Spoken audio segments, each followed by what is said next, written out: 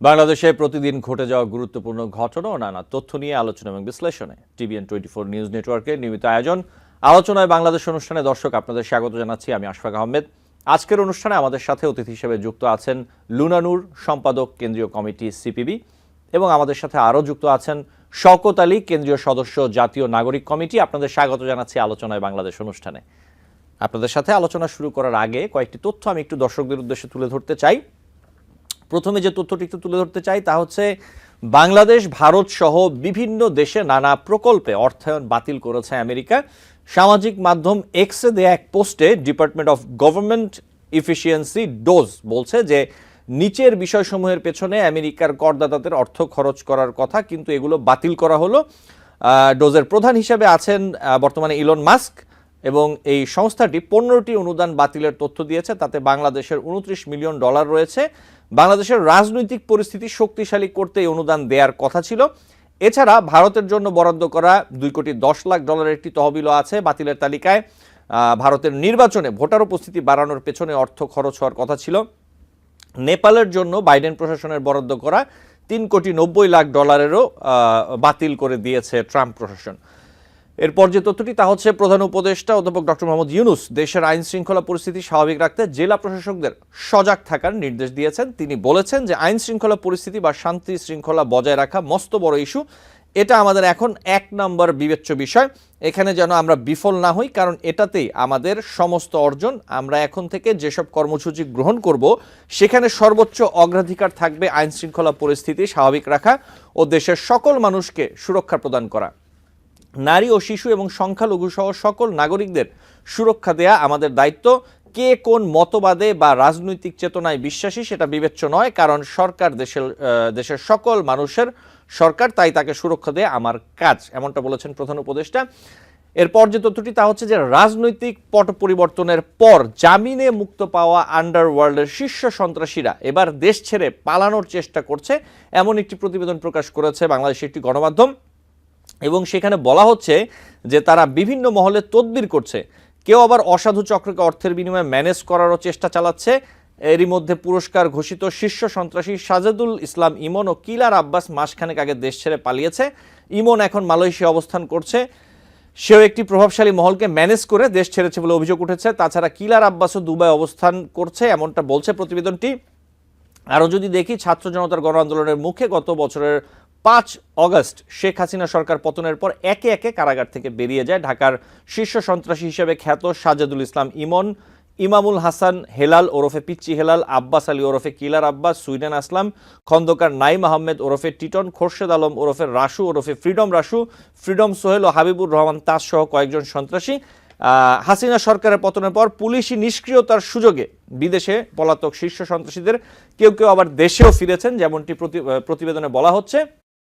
এবং কারামুক্তির পর ওইসব সন্ত্রাসী আবারও অপরাধ কর্মকাণ্ডে জড়িয়ে পড়ছেন। এলাকার আধিপত্য নিয়ে একাধিক ঘটনার জন্ম দিয়েছে। তাদের কর্মকাণ্ড নিয়ন্ত্রণের বাইরে চলে গেলে আইনশৃঙ্খলা বাহিনী কঠোর অবস্থানে যাওয়ার ঘোষণা দেয় এবং ডেভিল হান্ট চলছে। এই অপারেশনের সন্ত্রাসীদের বাসাবাড়ি বা আস্তানায় হানা দিলেও কাউকে পাওয়া যাচ্ছে না এবং তাদের ধরতে পুরস্কারের ঘোষণা আসতে পারেও বলে পুলিশ সূত্রে জানিয়েছে এই বাংলাদেশের গণমাধ্যমটিকে আমরা যেমনটা দেখতে পাচ্ছি। এরপরে যে তথ্যটি তা হচ্ছে বিএনপির মহাসচিব মির্জা ফখরুল ইসলাম আলমগীর বলেছেন, গণতন্ত্রের কোনো বিকল্প নেই। গণতন্ত্রকে বাস্তব রূপ দিতে হলে নির্বাচনই একমাত্র পথ, যার হাত ধরে আমরা গণতন্ত্রে ফিরে যেতে পারি।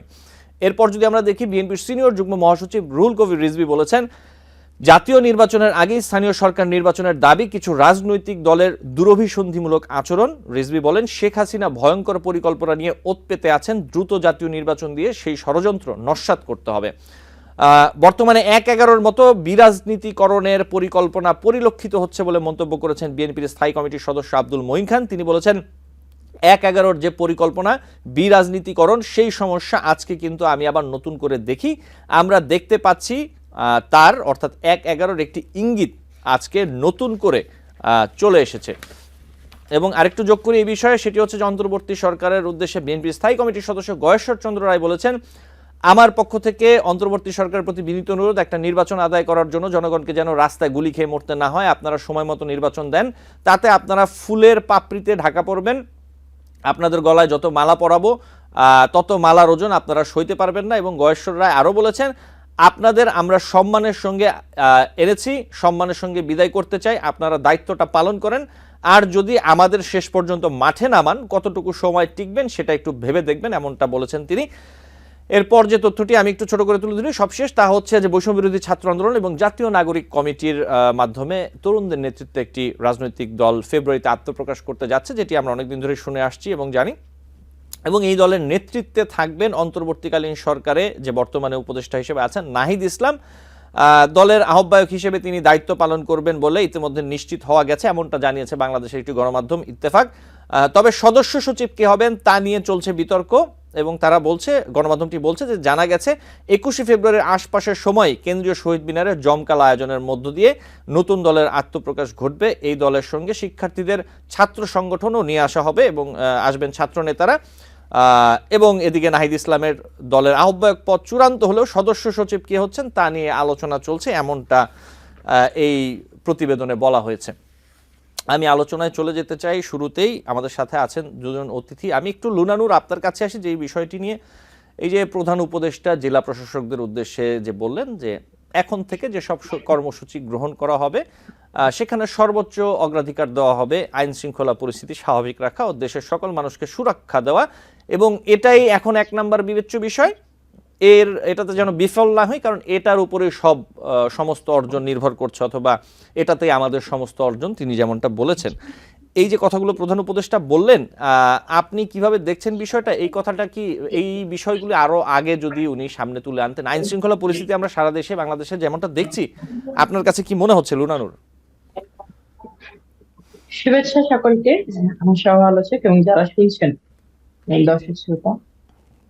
প্রথমত হচ্ছে যে কথাটি উনি বলেছেন একদম মানে খুবই একটি প্রয়োজনীয় কথা বলেছেন, কিন্তু এটি খুবই দেরি হয়ে গেল আমাদের জন্য, বাংলাদেশের মানুষের জন্য। 5 আগস্ট স্বৈরাচারী শেখ হাসিনার পতনের পরে আমাদের দেশের আইন শৃঙ্খলা পরিস্থিতি একটা ভয়ানক মানে বাজে অবস্থার মধ্যে দিয়ে যাচ্ছে। ব্যক্তি জীবন বলেন, রাজনৈতিক ইয়ে বলেন, কোনোভাবেই কোথাও কোনো মানে ন্যূনতম নিরাপত্তা নেই। আপনারা জানেন এক ধরনের মানে সন্ত্রাসী কর্মকাণ্ড, আধিপত্যবাদী কর্মকাণ্ড, হামলা এগুলো চলছে। তারপরে চুরি ডাকাতি বেড়ে গিয়েছে এবং জনগণের যেটা সবচেয়ে প্রত্যাশার জায়গা ছিল শুরু থেকেই, প্রথম থেকেই, যে একটা আশঙ্কার জায়গা থাকে, একটা আতঙ্কের জায়গা থাকে, যে একটা আন্দোলনের মধ্য দিয়ে যখন গণ আন্দোলনের মধ্যে দিয়ে যখন এই ধরনের সরকারের পতন হয়, তাদের একটি রাজনৈতিক দল থাকে আর কি, সেই দলে নানা ধরনের ষড়যন্ত্র থাকতে পারে, নানান ধরনের উদ্দেশ্য থাকতে পারে। তারপরে প্রশাসনের এক ধরনের মানে অস্থিরতা থাকে। সেসব কারণ থেকে জনজীবন বিপর্যস্ত হয়। সেই বিপর্যস্ত হওয়ার জায়গা থেকে প্রথম দিন থেকেই কিন্তু সবাই আহ্বান করেছিলেন, সতর্ক করেছিলেন এবং দাবি জানাচ্ছিলেন। কিন্তু আমরা দেখলাম যে সেই জায়গাটা একদম আমি মানে বলতে বাধ্য হচ্ছি, নিতান্তই অন্তর্বর্তীকালীন সরকার মানুষের জীবনের সেই নিরাপত্তাটা দিতে অথবা এই যে আইন শৃঙ্খলা পরিস্থিতি নিয়ন্ত্রণ করতে ব্যর্থ হয়েছে। এখন আজকে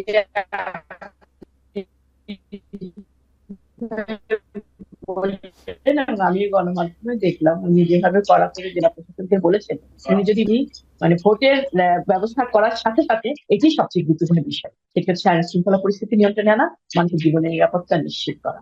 রাজনৈতিক কর্মী থেকে শুরু করে সাংস্কৃতিক কর্মী, সকল সাধারণ মানুষ এবং ঘরে বাইরে সব জায়গায় মানুষের জীবনের নিরাপত্তা নিশ্চিত করাটা খুব জরুরি।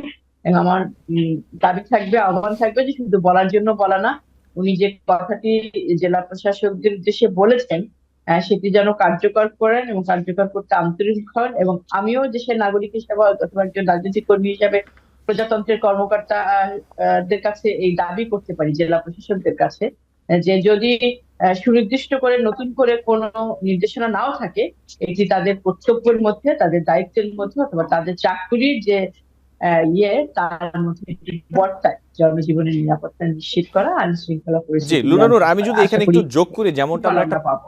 আমরা যেমনটা একটা প্রতিবেদনে দেখতে পাচ্ছিলাম, যে আমি অনুষ্ঠানের শুরুতে যে তথ্যগুলো দিচ্ছিলাম, যে রাজনৈতিক পট পরিবর্তনের পর জামিনে মুক্তি পাওয়া আন্ডারওয়ার্ল্ডের শীর্ষ সন্ত্রাসীরা দেশ ছেড়ে পালানোর চেষ্টা করছেন। এটি বিভিন্ন মহলে তদবির করছে, কেউ আবার অসাধু চক্রকে অর্থের বিনিময়ে ম্যানেজ করার চেষ্টা করছে। এই যে বিষয়গুলো, এই বিষয়গুলো আসলে কিভাবে, আপনি যেমনটা বলছিলেন যে সরকার থেকে জেলা প্রশাসককে অথবা প্রধান উপদেষ্টা যেটা বলেছেন, আইন শৃঙ্খলা বাহিনী যদি তৎপর সেভাবে না হয় যতটা প্রয়োজন, অথবা যদি তারা তাদের যদি কোনো চেষ্টার মধ্যে যদি আমরা দেখি যে আসলে চেষ্টাটা সঠিকভাবে হচ্ছে না, সেই ক্ষেত্রে আসলে কিভাবে আইন শৃঙ্খলা পরিস্থিতি অথবা নিরাপত্তা আসলে একটি স্বাভাবিক পরিস্থিতিতে আসবে, এই জায়গাটা নিয়ে আপনি আসলে কি বলবেন লুনানুর? আসলে কি, প্রথমত হচ্ছে যে শেখ হাসিনা সরকার 16 বছরে নানা ধরনের বিনা বিচারে বা জনগণকে বিচারহীনতার ভিতরে নিয়ে গিয়েছেন। সেখানে জেলখানায় যারা রয়েছেন সবাই বা আটক যারা ছিলেন সবাই যে আসলে সঠিক বিচারের মাধ্যমে ওখানে সাজাপ্রাপ্ত হয়েছিলেন তা কিন্তু না। কিন্তু বিষয়টি খুবই সিগনিফিকেন্ট ছিল, অনাকাঙ্ক্ষিত ছিল এবং আতঙ্কের ছিল। সেটা হচ্ছে শেখ হাসিনার পতনের পরপরই আর কি কোন রকমের পরবর্তী পদক্ষেপে না যেয়ে অনেক জঙ্গিদেরকে খালাস করে দেওয়া হলো, বের করে দেওয়া হলো। বিচারাধীন অনেক মামলা কোনো পরবর্তী স্টেপে না যেয়ে খালাস করে তাদেরকে মুক্ত করে দেওয়া হলো।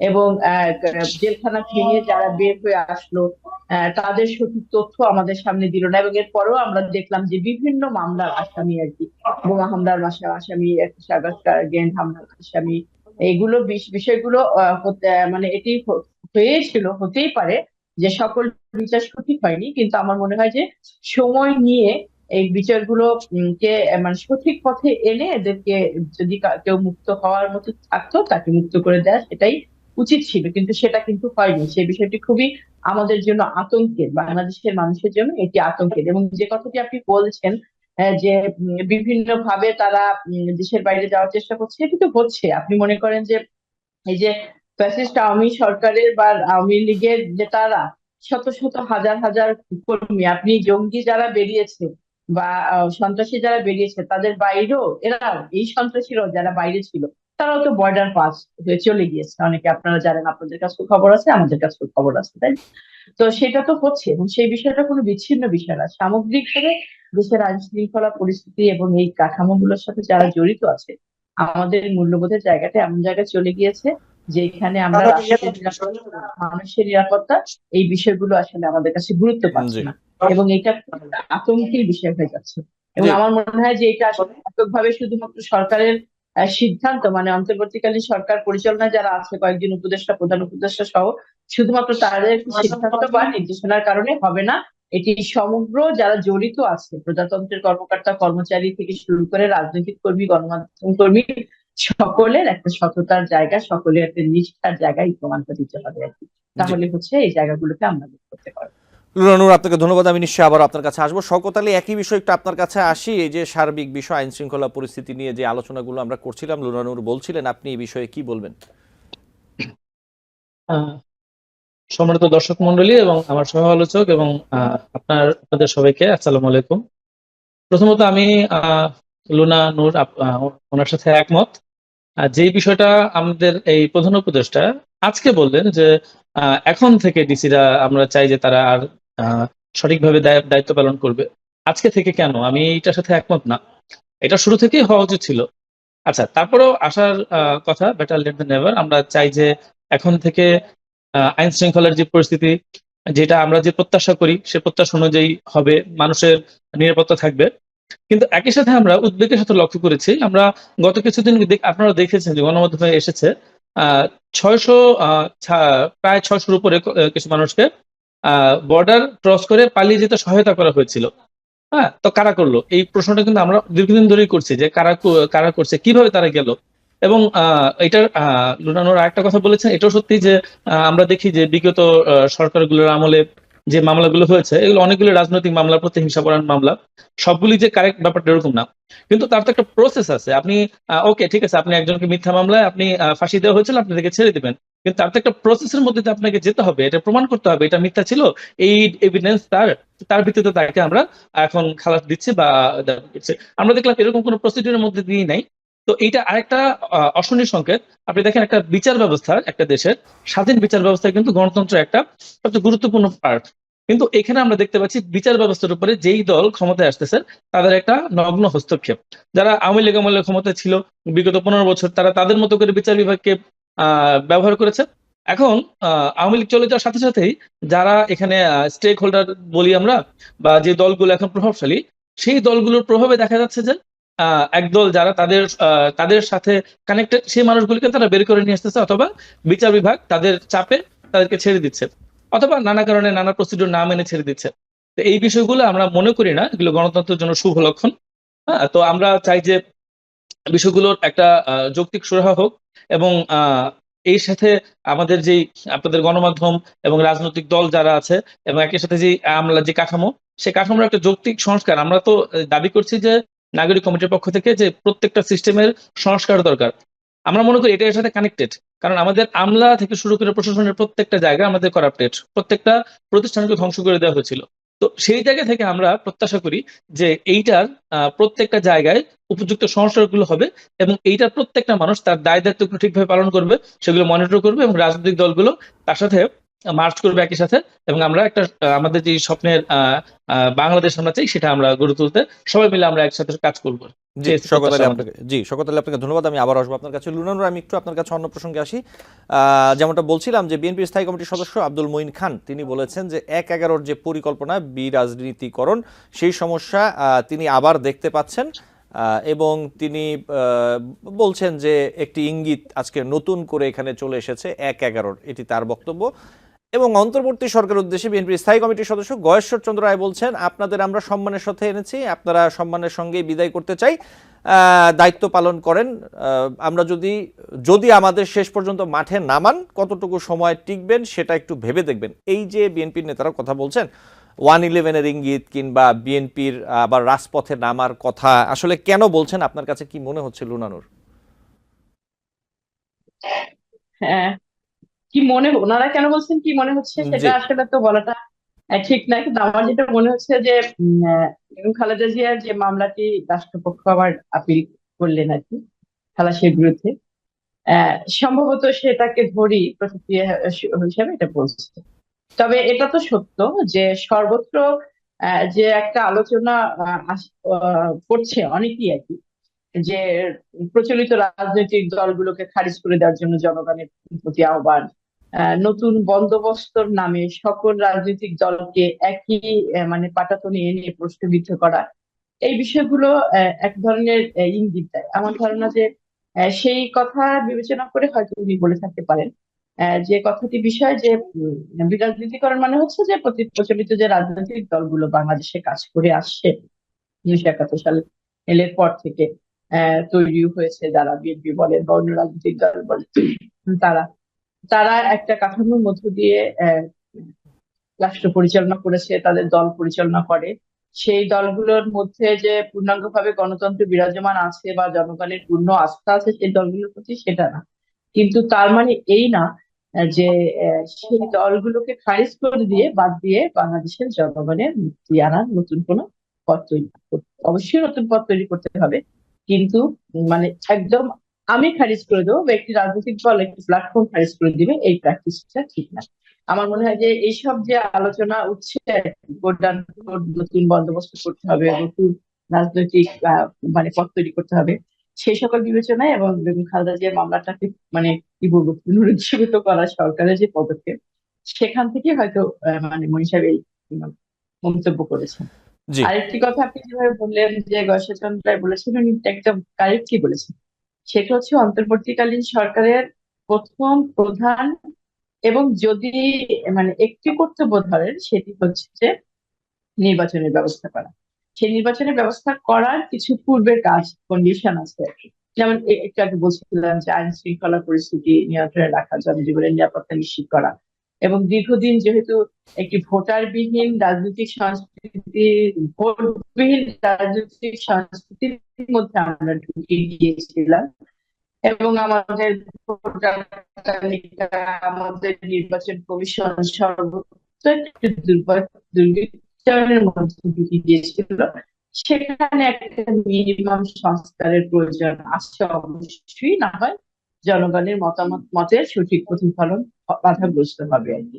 জি সেই সকল মিনিমাম মানে ব্যবস্থাটুকু করে ওনাদের খুব দ্রুত, এবং সেটা একটা রোড ম্যাপ ঘোষণা করার দাবি কিন্তু আমরা বিএনপি সহ আমরাও সকল রাজনৈতিক দল শুরু থেকে করে আসছিলাম। সরকার কিন্তু এক এক সময় সরকারের এক একজন এক এক রকম কথা নির্বাচনের বিষয়ে বলছে। তবে এই কথাটি আমিও খুব আন্দোলনটা শুরু হয়েছিল সেটা শুধু কোটা সংস্কারের আন্দোলন হিসেবে কিন্তু স্বৈরাচারী শেখ হাসিনা পতন ঘটায়নি। মানুষের দীর্ঘদিনের ভোট অধিকার থেকে বঞ্চিত হওয়া, দুর্বৃত্তায়ন, দুর্নীতি, দলীয়করণ এবং ক্ষমতায় টিকে থাকার জন্য যে নানা ধরনের মানে তারা করেছে, সেই কারণেই কিন্তু শেখ হাসিনা সরকারের এই পতনটা হয়েছে আর কি।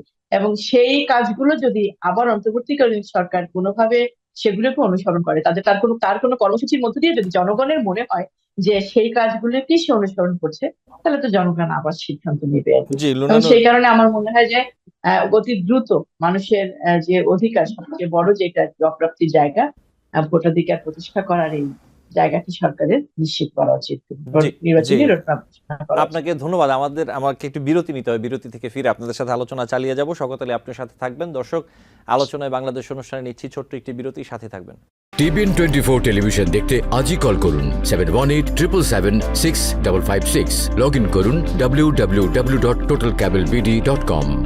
দর্শক, আলোচনায় বাংলাদেশ অনুষ্ঠানে আপনাদের আবারও স্বাগত জানাচ্ছি। আমাদের সাথে আছেন দুজন অতিথি। আমি সরাসরি প্রশ্নে চলে যেতে চাই। আমি একটু শওকত আলী আপনার কাছে আসতে চাই। আমরা যেমনটা দেখতে পাচ্ছি বাংলাদেশের বিভিন্ন গণমাধ্যমে যে উপদেষ্টা নাহিদ ইসলাম তিনি অবশ্যই পদত্যাগ করবেন তার পদ থেকে, এবং যেটা দেখতে পাচ্ছি যে আহ্বায়ক হিসেবে দায়িত্ব পালন করবেন বলে ইতিমধ্যে নিশ্চিত হয়ে গেছে, যে বিষয়টি আমরা দেখতে পাচ্ছি। এই ব্যাপারে যদি ছোট্ট করে একটু বলতেন শওকত আলী, জাতীয় নাগরিক কমিটি থেকে যে রাজনৈতিক দল আসছে তার আহ্বায়ক হিসেবে কি নাহিদ ইসলাম দায়িত্ব পালন করতে যাচ্ছেন কিনা আমরা দেখতে পাচ্ছি বিভিন্ন গণমাধ্যমে। প্রথমত আমি যদি এক কথায় বলি, তাহলে এমন কোনো সিদ্ধান্ত আসলে এখনো হয়নি।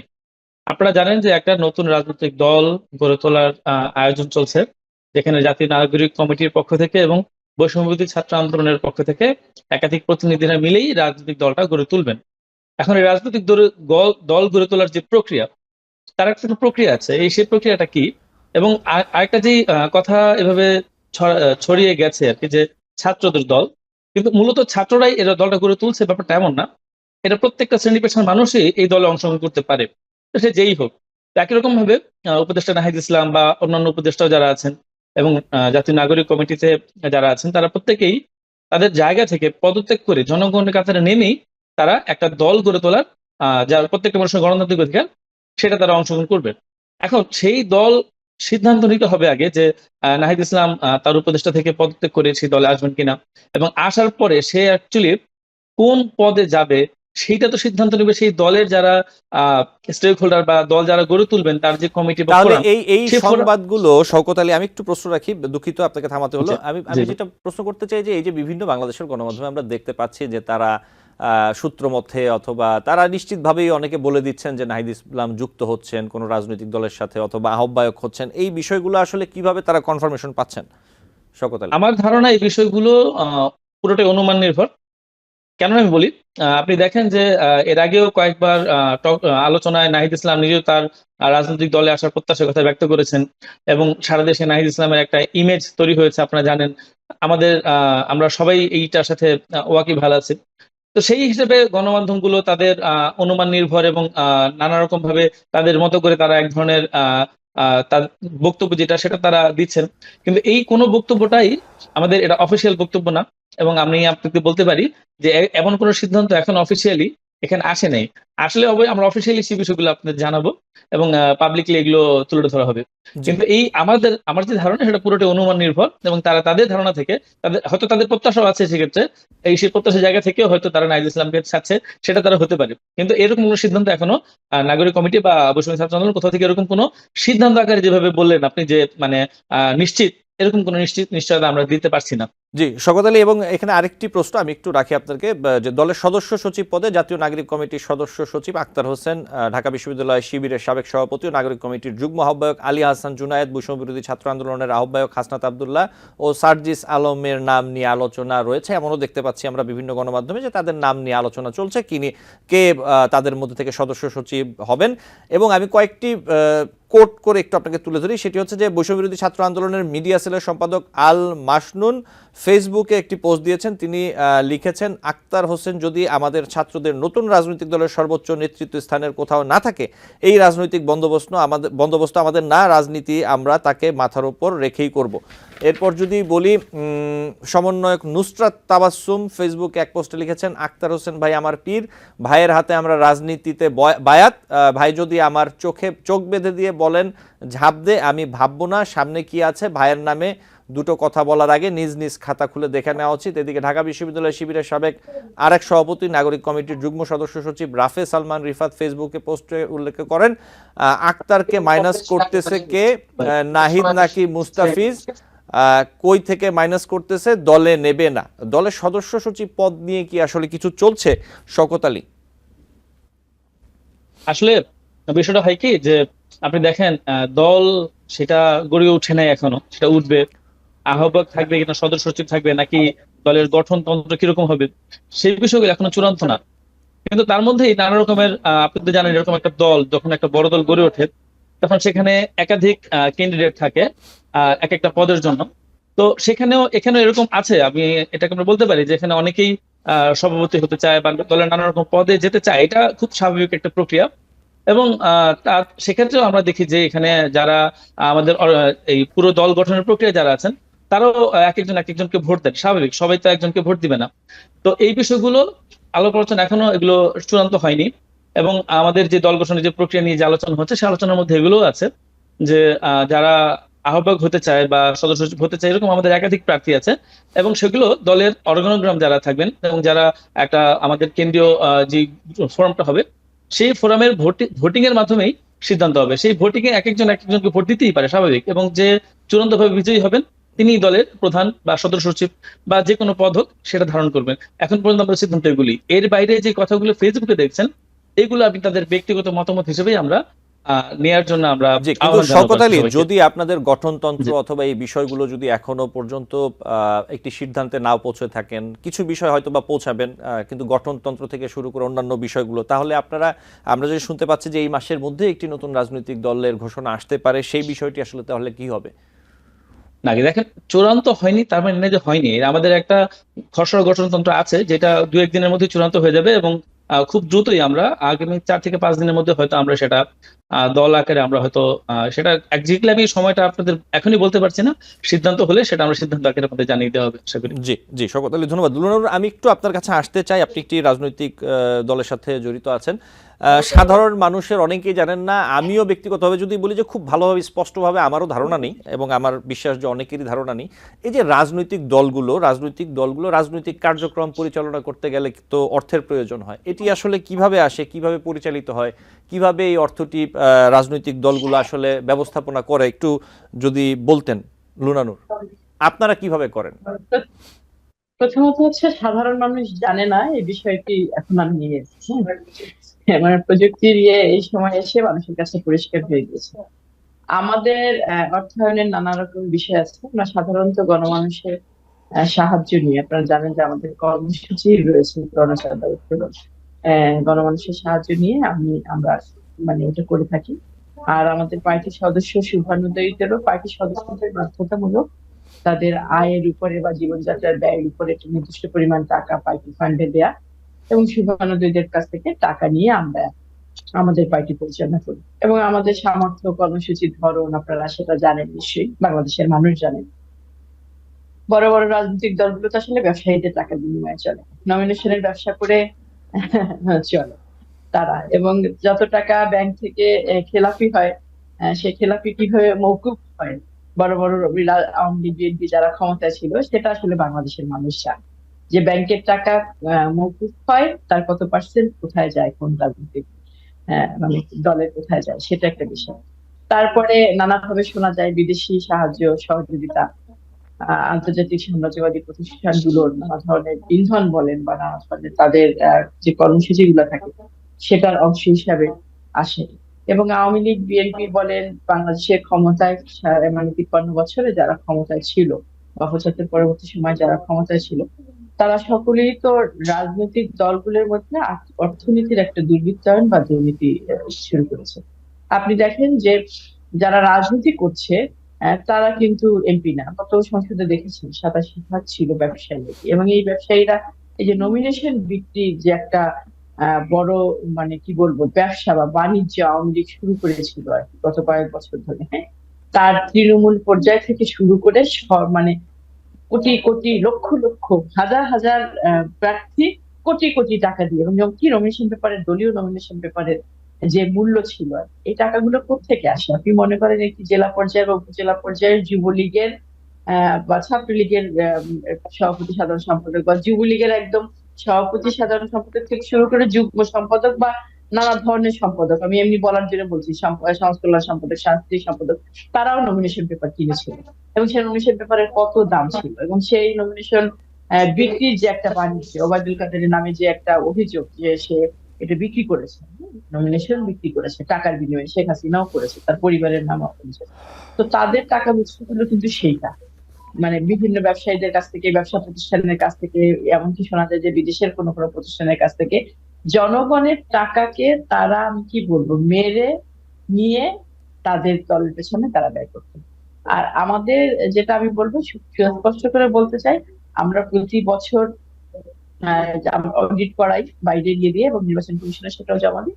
আমাদের কর্মসূচি রয়েছে গণচাঁদা উত্তোলনের কর্মসূচি, আমরা প্রতি বছর একটা নির্দিষ্ট সময় একবার বা দুইবার এটা পালন করি। আমাদের পার্টির সদস্যদের নির্দিষ্ট টাকা পার্টিকে দিতে হয় তার জীবনযাত্রার ব্যয়ের উপরে বা আয়ের উপরে, এবং শুভানুদ্দীদের কাছ থেকে আমরা রসিদের মাধ্যমে টাকা নিই। আমাদের পার্টি অফিস রয়েছে একটা, সেখানে আরো কিছু ভাড়া হয়, এটা আমাদের পার্টি। এবং আমি জানি যে অন্যান্য বামপন্থী দলগুলো এভাবে চলে, এটা আপনি আওয়ামী লীগ, বিএনপি বা অন্য জাতীয় পার্টির সাথে আমাদের আর্থিক এই বিষয়গুলো মেলাতে পারবেন না। এবং এটাই একটা সবচেয়ে বড় ক্ষতিকর বিষয় হয়ে গেছিল যে রাজনৈতিক দলগুলোর কর্মসূচি আসলে আর্থিক প্রণোদনার উপরে নির্ভরশীল হয়ে গিয়েছিল। যে যত টাকা দিতে পারবে, মানে আপনি একটি কর্মসূচিতে যত বেশি টাকা দিতে পারবেন, আপনি বক্তৃতা করতে পারলেন আর কি, বা ওই কর্মসূচিতে আপনি প্রধানমন্ত্রীর সাথে থাকতে পারলেন, ওই কর্মসূচিতে আপনি দলের প্রধানের সাথে থাকতে পারলেন, সাধারণ সম্পাদকের সাথে থাকতে পারলেন। এই একটা বাজে সংস্কৃতি প্রতিষ্ঠা করে দিয়েছে আওয়ামী লীগের। এখন জি সেইটা আসলে ওনারা কোথা থেকে কিভাবে টাকা পায়, কি করে, জনগণ যতটুকু জানে, আমরা অতটুকু জানি। তবে একটা জিনিস আমরা সুস্পষ্ট করে জানি যে ওই টাকাগুলোর মালিক আমরা, বাংলাদেশের জনগণ। তারা তাদের রাজনৈতিক দলের পেছনে এগুলো বিভিন্ন ভাবে খরচ করেছে, ব্যাংকের টাকা নিয়ে খরচ করেছে, আমলাদের কাছ থেকে টাকা নিয়ে খরচ করেছে, ব্যবসায়ীদেরকে নানা ধরনের সুযোগ সুবিধা দিয়ে, মানে রাষ্ট্রীয় সুযোগ সুবিধা দিয়ে, কিন্তু সেখান থেকে টাকা নিয়ে দলীয় কাজে ব্যয় করেছে। এটা পরিচিত আর কি। আর নমিনেশনের একটা বাজে বাণিজ্য তারা তৈরি করেছিল টাকার বিনিময়ে, সে জি কারণ লুনা নূর, আমি এটাই আবারও আবারও আসবো আপনার কাছে। আমি একটু শওকত আলী আপনার কাছে আসি। আপনারা যে নতুন রাজনৈতিক দল গঠন করতে যাচ্ছেন, অবশ্যই আপনাদের এটি রাজনৈতিক দল গঠন করতে গেলে অনেক লোকজনের ব্যাপার, এবং এর মধ্যে নানা রকম কার্যক্রম আপনারা ঢাকায় এবং ঢাকার বাইরে বাংলাদেশের বিভিন্ন জায়গায় করছেন। এই সব কিছুর সাথে অর্থ সম্পৃক্ত। আপনারা যে রাজনৈতিক দল নিয়ে আসছেন, আপনারা এই বিষয়টি কিভাবে আসলে অর্থ ব্যবস্থাপনার জায়গাটি কিভাবে করছেন অথবা কিভাবে করবেন, অদূর ভবিষ্যতে পরিকল্পনা করছেন, যদি একটু বলতেন শওকত আলী, যদি দর্শকদের ধারণা দিতেন এই বিষয়ে। জি, ধন্যবাদ। এই মুহূর্তে যেটা আমাদের জাতীয় নাগরিক কমিটিতে আমি আছি, এবং জাতীয় নাগরিক কমিটির যে পলিসি আমরা নিচ্ছি, সেটা হচ্ছে আমাদের প্রত্যেকের কেন্দ্রীয় কমিটির যারা সদস্য আছে তাদের একটা নির্দিষ্ট চাঁদা নির্ধারিত আছে, সেটা হচ্ছে 1000 টাকা, এটা মিনিমাম। এর বাইরে কেউ যদি বেশি দিতে চায় সে সেটা দিতে পারবে। এবং আমরা এখানে আমাদের যে সদস্য যারা আছে তারা এইটা আমরা দিচ্ছি, এবং অনেকে বেশি দিচ্ছে। এবং একই সাথে আমরা আমাদের যারা শুভানুধ্যায়ী, যাদেরকে রিচ করতে পারছি, যে মানুষগুলোর কাছে আমরা যেতে পারছি, যে মানুষগুলো আমাদেরকে চায়, যারা সমাজের মানুষ বলে যে নতুন ছাত্র নতুন দল গড়ে তুলতেছে, এই ব্যাপারে যারা আগ্রহী, এমন অনেকেই আসছেন, অনেকে আমাদের সহযোগিতা করছেন। এবং সেই সহযোগিতাগুলো সবসময় যে আর্থিক সহযোগিতা ব্যাপারটা এরকম না। ধরেন একটা প্রোগ্রাম করছে কোন একটা এলাকায়, সেই প্রোগ্রামের অ্যারেঞ্জমেন্ট কোনো একজন দায়িত্ব নিচ্ছেন, কেউ একজন হয়তো একটু কাউকে আমাদেরকে খাওয়াচ্ছেন, হ্যাঁ, বা কোথাও আমাদেরকে কেউ একজন একটু লিফলেটটা করে দিচ্ছেন। তো এরকম ভাবে অনেক মানুষ এগিয়ে আসছে আমাদেরকে সহযোগিতা করার জন্য। এবং আমাদের যে ফাইন্যান্স পলিসি, আগামী দিনে আমরা কিভাবে সামনে আগাবো, আমাদের দলটা কিভাবে পরিচালিত হবে, সেটা একটা গুরুত্বপূর্ণ প্রশ্ন। সেক্ষেত্রে আমরা এই সেম বিষয়টাকে আগাতে চাই। প্রথম এবং প্রধান বিষয় হচ্ছে দলের যারা সদস্য হবে তাদের একটা চাঁদা বা তাদের আয়ের একটা অংশ, সেটা তারা দলকে দিবে। এবং এরপরে থাকবে দ্বিতীয় স্তরে আমাদের সুবর্ণদী যারা থাকবেন, এবং তারপর হচ্ছে একদম জনগণ, মাস পিপল, গণচাঁদা হতে পারে সেটা, বা অন্য কোনো ভাবে জনগণের কাছ থেকে অর্থ সংগ্রহ করা, এবং তার মধ্যে দিয়ে আমাদের দলটা গড়ে উঠবে। যেহেতু জনগণের দল গড়ে তুলতে চাইলে জনগণকে সম্পৃক্ত করা ছাড়া, জনগণের কাছ থেকে সহযোগিতা নিয়ে না চলা ছাড়া আসলে আমরা কোনো বিকল্প এখানে দেখি না। এবং আমরা অতীতে যে দলগুলো দেখেছি, লিনপ যে আলোচনাগুলো করলেন, যে ব্যবসায়ীদের হাতে এইভাবে কিন্তু দলগুলো জিম্মি হয়। এইভাবেই ব্যবসায়ীদের টাকা, অ্যাকচুয়ালি আমাদের টাকা ব্যবসায়ীদের মাধ্যমে রাষ্ট্রের কর ফাঁকি দিয়ে তাদের হাতে যায়, এবং সেই দলগুলো কিন্তু এইভাবে ব্যবসায়ীদের কাছে এগুলো জিম্মি হয়ে যায়, তাদের বাধ্য হয়ে তাদের হয়ে কাজ করতে হয়। আমরা সেই জায়গাগুলো আমাদের নতুন রাজনৈতিক বন্দোবস্তে দূর করতে চাই, আমরা সেখান থেকে বের হতে চাই। জি, আপনাকে ধন্যবাদ। আমি ছোট ছোট দুটি প্রশ্ন নিয়ে আপনাদের দুজনের কাছে একটু আসতে চাই, আমাদের হাতে সময় একটু কম। আমি লুনানুর আপনার কাছে আসতে চাই যে বিষয়টি নিয়ে, দৈনিক কত পাঠ্য বই বিতরণ হচ্ছে সেটির সঠিক হিসাব রাখলেও কবে নাগাদ বিতরণ শেষ হবে সেই দিনক্ষণ বলতে পারছেন না বলে মন্তব্য করেছেন শিক্ষা উপদেষ্টা ওয়াহিদুদ্দিন মাহমুদ। তিনি বলেছেন, আমার কর্মকর্তারা অনেক তারিখ দিয়েছে, আমি কোনো তারিখ দেইনি। একবার বলেছিলাম আমি পরিষ্কার জানি না, সেটা সবাই বলেছে। শিক্ষা উপদেষ্টায় যদি না জানে তাহলে কে জানবে? শিক্ষা উপদেষ্টা নিজেই প্রশ্ন রাখছেন, আমি একই প্রশ্ন রাখছি। শিক্ষা উপদেষ্টা যদি নিজে না জানেন তাহলে কে জানবে কবে নাগাদ বই পাওয়া যাবে? জি, লুনারু। একটা বিষয় কি, মানে এটাকে আসলে খুব বিচ্ছিন্ন বিষয় হিসেবে দেখলে হবে না। আমি শুরুতেও বলেছি ভাই যে অন্তর্বর্তীকালীন সরকারের প্রায়োরিটি নির্বাচনের যে জায়গাটা, সেই জায়গাটায় আমার মনে হয় যে তারা যথেষ্ট আহ, ভুল করেছেন বা সঠিক করেনি আর কি। মানে প্রায়োরিটি নির্বাচন, যে একটা অন্তর্বর্তীকালীন সরকার মানে প্রথম কাজ কি ছিল, তার আইন শৃঙ্খলা পরিস্থিতি নিয়ন্ত্রণের একটা হস্তক্ষেপ নেওয়া। তারপরে কিছু কাজ সে প্রয়োজনীয় সংস্কার তো সে করবেই, সেগুলো একটু দীর্ঘমেয়াদী সময় লাগবে আর কি। তারপরে হচ্ছে যে বাজার ব্যবস্থাটা আমাদের খুব অনিয়ন্ত্রিত ছিল, যেটা এখনো আছে আর কি। সেটা সে নিয়ন্ত্রণ করা, যেটা মানুষের একটা ক্ষোভের জায়গা ছিল, সেটা নিয়ন্ত্রণ করার কার্যকরী ক্ষোভ নিতে পারেনি। তারপরে আবার দেখেন এই প্রসঙ্গে চলে আসে, ক্ষমতায় আসার পরই একটা ভয়াবহ বন্যা হয়ে গিয়েছিল বাংলাদেশের দক্ষিণাঞ্চলগুলোতে। সেখানেও দেখবেন যে কেমন একটা যে কার্যকরী ব্যবস্থা নিতে পেরেছে তারা, জনগণের নিজের শক্তিতে জনগণ ওটা মোকাবেলা করেছে। এবং মাথায় তো রাখতেই হবে যে বই দিতে হবে, এবং এর দীর্ঘদিন ধরে আমাদের মাধ্যমিকের যে শিশু সন্তানরা তারা আহ, এই সরকারি বই নিয়ে পড়াশোনা করছে। একটা সময় দেখলাম আমরা যে বই সরকার স্কুলগুলোতে পৌঁছতে পারলো না, কিন্তু আপনারা দেখেছেন পত্রিকায় নিউজ হয়েছে, গণমাধ্যমে প্রকাশিত হয়েছে যে নীলক্ষেতে সরকারি বই কিনতে পাওয়া যাচ্ছে, এবং অভিভাবকরা কিনছে, সেই ছবিও টেলিভিশনে নিউজে দেখে। তো কিন্তু এখনো পর্যন্ত আমার সন্তান মাধ্যমিকের ছাত্র বই পায়নি, 3টা বই পেয়েছে। এরকম আর কি, এখনো পর্যন্ত বই পৌঁছায়নি। তো এই বিষয়টাকে উনি একটা শুধু বই বিতরণ বিষয়ে বলছে, এইভাবে বিচ্ছিন্ন ভাবে দেখলে হবে না। আমি শুরুতে যেটা বলছি যে ওনারা প্রায়োরিটি নির্বাচন বা ওনাদের ঠিক কর্তব্যের মধ্যে কোনটা পড়ে বা কোনটা করা উচিত, সেই জায়গাটা আসলে ঠিকভাবে নির্ধারণ করেনি বা করে এগোননি। অনেক বেশি বিস্তৃত করে ফেলেছে নিজেদের কাজটা, যেটা আমাদের জন্য একটা অনাকাঙ্ক্ষিত পরিস্থিতি তৈরি জি, করছে, নতুন করে আর একটা আশঙ্কা বাংলাদেশের মানুষের দেখা দিচ্ছে। তবে এটা কিন্তু খুব খুব গুরুত্বপূর্ণ বিষয়। এভাবে একদম উনি বলে ফেললেন, মাসের 2 মাস চলে গেল, শিশুরা বই পাচ্ছে জি না, তো লুনানুর, আমার তাদেরও তো হাতে একটা সময় কম। মানসিক বিষয় আছে আর কি। জি জি, এটা আপনাকে, করতে হবে। জি আপনাকে অনেক ধন্যবাদ। আপনার সাথে আবারও কথা হবে নিশ্চয়ই। শওকত আলী, আমি ছোট্ট করে 1 মিনিট আপনার কাছে আসি। আমি 1 মিনিট সময় পাবেন আপনি। সরকারি প্রাথমিক বিদ্যালয়ের সহকারী শিক্ষক পদে বাতিল হওয়া নিয়োগ ফিরে পাওয়ার দাবিতে মহাসমাবেশ থেকে পদযাত্রা কর্মসূচি শুরু করেন আন্দোলনরতরা। সচিবালয়মুখী রাস্তায় তারা পুলিশের বাধার মুখে পড়েন। পুলিশ জল কামান, সাউন্ড গ্রেনেড ছুড়ে তাদের ছত্রভঙ্গ করার চেষ্টা করে। এবং এই যে পুলিশের সাথে এই যে প্রাথমিক বিদ্যালয়ের সহকারী শিক্ষকদের যে এই ঘটনা, এটি বেশ কিছুদিন ধরে চলছে, নিশ্চয়ই আপনি দেখেছেন। যেই উপায়ে তাদের অবস্থান থেকে তোলার চেষ্টা করা হচ্ছে, পুলিশ যেভাবে তোলার চেষ্টা করছে, এই প্রক্রিয়াটা অথবা এই বিষয়টি আপনি কিভাবে দেখেন শওকত আলী, ছোট করে যদি বলতেন? জি, আমি যে 6,500 মানুষ আন্দোলন করছে এবং কোন প্রেক্ষিতে 31 জনের রিটের প্রেক্ষিতে এই বিষয়গুলো, সে বিস্তারিত ব্যাখ্যা আমি যেতে চাচ্ছি না যেহেতু সময় কম। আমি শুধু এতটুকু বলতে চাই যে যেই পরিস্থিতিটা তৈরি হয়েছে সেই পরিস্থিতির জন্য কিন্তু এই মানুষগুলো দায়ী না, এই মানুষগুলো পরিস্থিতির শিকার। দায়ী হচ্ছে সরকার। এখন আপনি যখন একটা ঘোলাটে পরিস্থিতি তৈরি করছেন, তো মানুষ তো তাদের দাবি নিয়ে রাস্তায় নামবে, মানুষ তাদের কথাগুলো বলবে। এখন সরকারের পক্ষ থেকে কি দায়িত্ব ছিল? সরকারের পক্ষ থেকে দায়িত্ব ছিল যে তাদের সাথে কথা বলা, তাদের প্রবলেমগুলো সলভ করার চেষ্টা করা। বা আরো আগে থেকে যেহেতু আমি মনে করি যে এটা আরো আগে থেকে সলভ করতে পারতেন, কিন্তু আগে থেকে সলভ করেননি।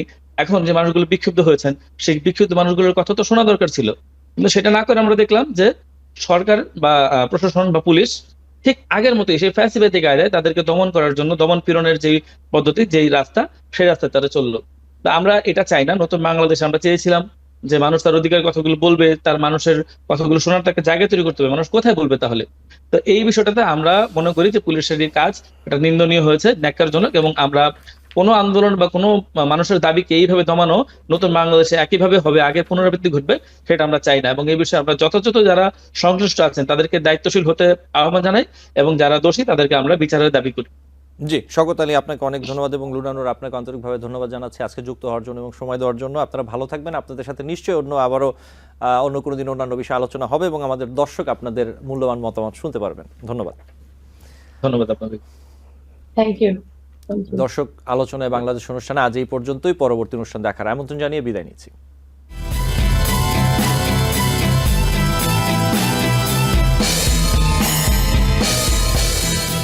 TBN 24 টেলিভিশন দেখতে আজই কল করুন 7187776556। লগ ইন করুন www.totalcablebd.com।